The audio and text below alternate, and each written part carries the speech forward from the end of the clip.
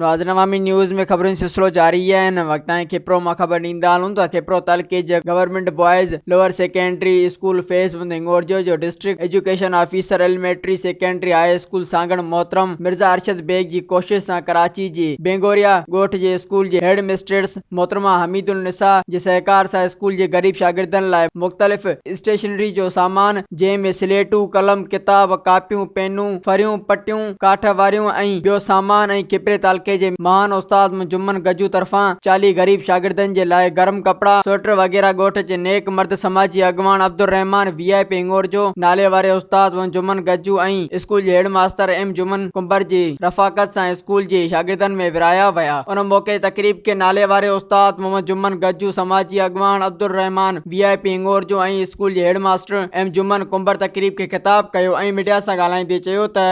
Middle school फैज़ हिंगोरजो में DO Sanghar मोहतरम Arshad bag Mirza साहब की तरफ़ा बिन किन मुखैर हज़रात की तरफ़ा ही ॿारनि में स्वेटर विराया विया या स्लेटूं पटियूं ॿियो सामान विरायो वियो।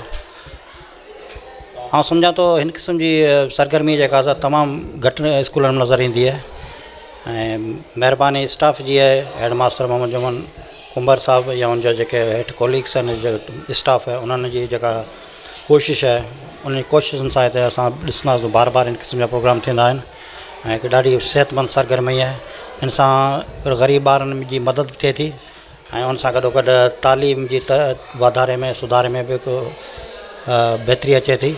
इहे इन क़िस्म जा हिकिड़ा मिसाली स्कूल आहिनि। असां तौराइता आहियूं दोस्तनि जा जो असांखे हिते मदू कयो ऐं इन क़िस्म जो इन प्रोग्राम में शिरकत जी दावत ॾिनी। अॼु गवर्नमेंट मिडिल स्कूल फैज़ हिंगोरजो में मुखिर हज़रातनि तरफ़ां ऐं DO सांगड़ मोहतरम मिर्ज़ा अरशद बेग जी तरफ़ां स्टेशनरी जो सामान ऐं कुझु मुखिर हज़रात तरफ़ां गरम कपिड़ा ऐं स्वेटर जेके आहिनि उहे स्कूल में ग़रीब मिसकिन ॿार जेके उन लाइ मोकिलिया विया। उहा नंढी तक़रीब कोठाई असां स्कूल में ॿारनि खे विराया विया आहिनि। असां चाहियूं था त अहिड़े क़िस्म जा समाजी इदारा मुखिर हज़रात कराची मां जेका मैडम जेका आहे उन स्पेशली नमूने सां हिन स्कूल जे ॿारनि जी जेका हेल्प कई आहे हफ़्तो खनि अॻु में जिन ॿारनि जे लाइ स्टेशनरी मोकिली हाणे मोकिली आहे। अहिड़े क़िस्म जूं ग़रीब मिसकिन पोइते पियल जेके स्कूलनि में ॿार जेके पढ़नि था हारियुनि जा पौरतनि जा मिसकिननि जा जेके नंढियूं ज़ातियूं आहिनि भील कोली मेंगवाड़ उन्हनि जा ॿार जेके स्कूल में पढ़ंदा उन्हनि जी अहिड़े क़िस्म जी मदद थींदी रही मुख़्तलिफ़ वक़्तनि त सच पुछो त इहे माण्हू जेके आहिनि इंतिहाई मजबूर लाचार माण्हू आहिनि जिन वटि खाइण पीअण लाइ कुझु न आहे उन्हनि जा ॿार असां वटि पढ़नि था। उन्हनि ॿारनि जी अहिड़े क़िस्म जी ड्रेस में शूज़ में या गरम कपिड़ा या पेनूं स्लेटूं किताब वग़ैरह जी बैग वग़ैरह उनजी मदद थींदी रही त सच पुछो त इहे ॿार जेके आहिनि इन्हनि खे वरी हिकिड़ी सपोर्ट मिलंदी वरी हेल्प मिलंदी वरी मदद मिलंदी। अॼु जेका तक़रीबात जेको आहे ॿारनि में जेको आहे स्टेशनरी विराइण ऐं जेको स्वेटर विराइण लाइ थी जेका फैज़ हिंगोरजो बॉय स्कूल मिडिल स्कूल में जिन मुख्य हज़रातनि जेको आहे हिन में तावन कयो उनमें साईं उस्ताद मोहम्मद जुम्मन साहब जीअं गरम कपिड़ा ॾिना ऐं DO सांगड़ अरशद बेग ऐं हमीदुल निसा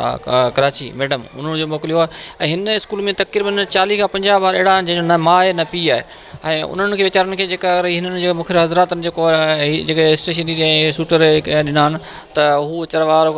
बिल्कुलु ख़ुशि हूंदा ऐं आईंदा मुख्य हज़रात चऊं था त इन ॿारनि लाइ वधि में वधि जेको आहे तावन कयो वञे। अॼु गोठ फैज़ हिंगोरजो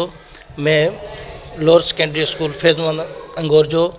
में हिकिड़ी नंढी तक़रीब मुनक़द थी जंहिंमें मुखिर हज़रात जे ताउन सां ॿारनि में स्टेशनरी ऐं गरम कपिड़ा विराया विया। असां तमामु घणा शुक्रगुज़ार आहियूं मोहतरम DO सांगड़ मिर्ज़ा अरशद बेग साहब ऐं मोहतरमा हमीदुल निसा साहिबा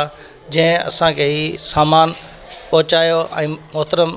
उस्ताद जुम्मन गजू साहब जे ॿारनि खे गरम कपिड़ा ॾिना। असां तमामु घणा उन्हनि जा थोरत आहियूं जिन्हनि ॿारनि लाइ नेक कम में हिसो वरितो। सूटर विराए विया आहिनि ॿारनि में सुठे नमूने सां